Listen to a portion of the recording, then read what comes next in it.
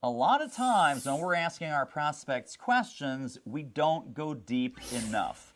Think about this as a guppy skimming the surface of a sales conversation versus a shark that's always moving and going deep.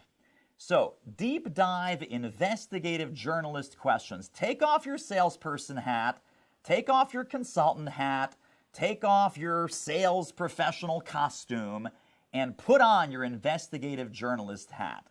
What I mean by that is when someone asks a question, get the answer, and now we're digging for what I call the radiant consequences. Follow-up questions like, well, what does that mean to you personally? What does that mean to you professionally? What does that mean to you financially? How long has that been a problem? Wow, that sounds terrible. What else have you tried to solve that problem? Why hasn't that worked? And what else, and what else, and what else? So you can see what we're doing here with any prospect. Whether you're selling consulting, whether you're selling a widget, whether you're selling a car, whether you're selling a speech, it doesn't matter. We need to get to the issue behind the issue. We need to get to the question behind the question. Why are they really buying from you? What's the problem behind the problem? So the more that you do this, you're going to uncover what that prospect really wants, what they really need, and what some of their specific buying triggers are. Because remember, folks, people buy for their own reasons, not for ours.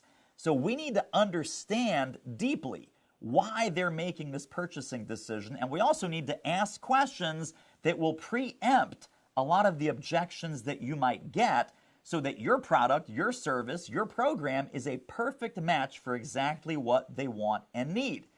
Now, when I just said, and what else, and what else, and what else, that's your magic formula to ask any deep dive investigative journalist question. It is an awesome questioning strategy. I want you to remember the word awesome because the word awe, A-W-E, stands for and what else. Whenever they give you an answer, well, I want the car because of X. And what else? Well, safety is really important to me because, and what else?